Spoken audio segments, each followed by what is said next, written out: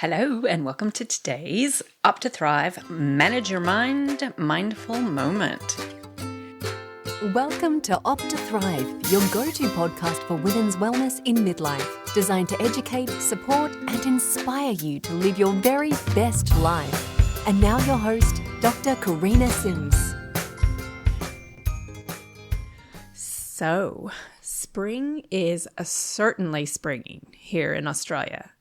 At the same time, for all of my friends and listeners on the other side of the world, fall is falling.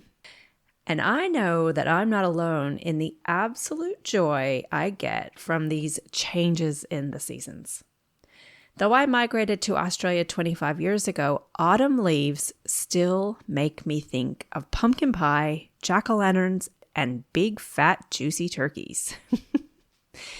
And when we start to get some rain, though somewhat rare here in the Riverland, I always think April showers bring May flowers, and then I have to really think about what month I'm in. So it's September, and flowers and new growth are springing up everywhere. Last year, I planted an Australian native plant, native in South Australia and Western Australia, in my garden called Pigface. Funny name. It looks nothing like the face of a pig. It's a succulent, but it doesn't have any spikes or scales or prickles on it. And there's a few different varieties, several of them growing in coastal areas where they're often referred to as beach banana plants. And apparently, under the sand, the root system helps hold the sand dunes together to prevent the sand from slipping into the sea. So apparently they're meant to be very good to help prevent erosion. What I have here would be the inland variety. I know this isn't a gardening show, and trust me, I am by absolutely no means a green thumb. I just got a little sidetracked when I was making some notes for this episode, and I found out all these really interesting things about Pigface.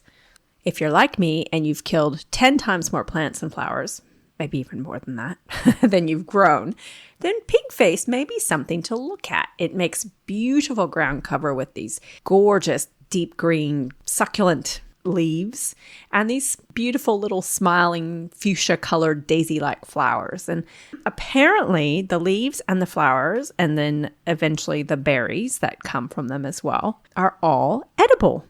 I had no idea until I went down that little rabbit hole. So apparently you can even make jams and chutneys out of the berries. And the juice from the leaves can also be used to help relieve skin burns, bites, and stings like aloe vera can. So there you go. I digress. So we bought the property that we're living on a couple of years and a bit now ago. It's an organic fruit property. You may have heard me talk about it before. But being organic means that weed control is a bit of a challenge. Not for me, but for my beautiful husband. When we took the property over, there was one particular weed called paspalum that had just grown rampant throughout the vineyards, through and around the fig trees and the pomegranates and the quince, essentially the entire property. This particular weed is like a thick grass, and funnily enough, speaking of my North American heritage, when I Googled it to find out a bit more about it, just trying to get down another rabbit hole, I realized it didn't have an R in it. The way that my husband says it, I always thought it was pasparlum, not paspalum. I obviously still struggle with the Aussie dialect. One can never tell, really, where those sneaky little R's are going to show up or be deleted. So these weeds and some others apparently have been like a full-time job since we moved in. A great deal of time and effort has, again, not by me, been taken to eradicate them. So a great deal of my husband's energy has been spent trying to get them sorted. He's been like a man on a mission. So the last couple of weeks, I've started to notice, first when I was driving down the drive, and then when doing my regular walks around the property, that our pomegranate trees are like exploding with these vibrant, bushy canopies, this beautiful, deep green I've never noticed before. And initially, I wasn't sure it was just something I hadn't noticed before because some of the property has been cleared because we're going to do some new plantings or what the deal was. So I eventually mentioned it to my husband the other day, asking him what was going on. He got a bit excited, saying that yes, they were looking healthier and more vibrant because the weeds had been brought under control and were no longer robbing the trees of so much water and nutrients. So this morning, and we're now finally getting to the point of what I wanted to talk about today, I was on my walk, admiring the trees, and this thought popped into my head that these trees can be like us humans. When we're surrounded by people and things that leach our energy and well-being, we don't function at our best either. How our personal growth can also be stunted even. Our vibrancy and our vitality can be affected. It made me think of some of the people I have eliminated from my life or have just distanced myself from over the years when realizing that they were having a negative impact on me, and how sometimes that's been hard to do. And that even now, I am very careful to limit the time and energy I give to those who have this effect. There was a time in particular in my job when I would allow my energy to be sucked right out of me all day long. And I have learned over the years to recognize when this is happening. Now, here are a few of the signs that I thought of when I thought of people who might be a little weedy. Like a little weed in your life, sucking some of your life out of you. So drama queens. There are people who just thrive on the drama. Something is always going on. They're the ones it always happens to. And even when it wasn't something that was that big of a deal, the tone and the storytelling make it seem like this huge deal. And it's sometimes pretty easy to get swept up in the energy of it. And then there's negative Nancy, always something to complain about. Nothing's ever good enough. The glass is always half empty. Or the gossiper, always up in someone else's business. Have you heard about so-and-so? The guilt tripper, someone's always trying to guilt you into doing something you don't want to do. Or Miss Judgy Pants. She always has some type of judgment to pass on others.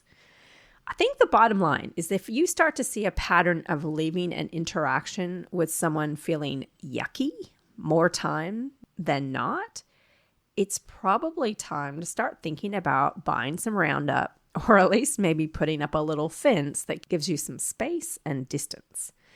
We've talked a little bit about boundaries before. They can be really hard to manage, especially if you're used to being a yes person or a nice person.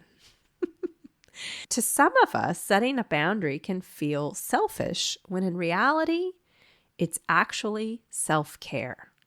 I like to think of boundaries as a way to take care of and protect myself rather than what many people think of when we talk about boundaries, that they're things that we do to control other people. I think the purpose of creating boundaries for ourselves is actually to make it clear that this is my personal emotional space and here is the line. And if you cross that line, then there's going to be a consequence. If you raise your voice at me, I'm going to walk away. If you curse at me, I'm going to walk away. Or if you're in my office, I have had this happen to me once with a very unhappy customer. And so I stood up and I asked her to leave. And then she was informed that her behavior would not be tolerated in our clinic again. But what to do if they're one of those drama queens or a gossiper or a negative Nancy? Those situations are a bit trickier for many of us to navigate. It can be really hard to be the one not engaging in the gossip or the one saying, hey, listen, you're really spinning in that drama. It's not really that big of a deal.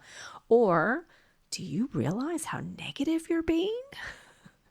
For gossipers, one strategy is to just not enter into the conversation and or change the subject. Actually, this can be done for negative or dramatic conversations as well. By not engaging, you've essentially set up a boundary without saying the words. When you talk about other people, I'm just not going to engage, or I'm going to change the subject.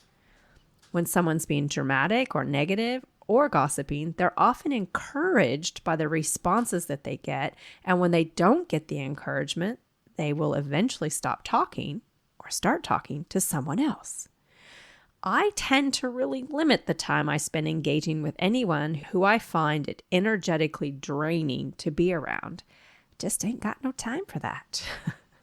So as we move into this beautiful spring, I think it's a really good time to do some spring cleaning.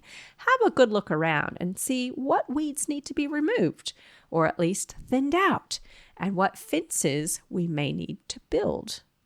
And at the same time, what beautiful flowers can we plant and nurture?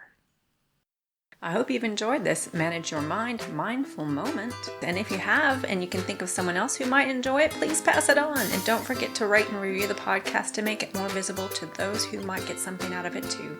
Have a great week, everyone. And until then, I hope you opt to thrive. The Opt to Thrive podcast is designed for information purposes only and is not engaged in the giving of medical advice. The information provided on the podcast should not be used for diagnosing or treating a health problem or disease. In no way should the information provided by Opt to Thrive be considered medical advice, and at all times the advice of a medical professional should supersede recommendations from Opt to Thrive. If you have or suspect you may have a health problem, you should consult your healthcare provider.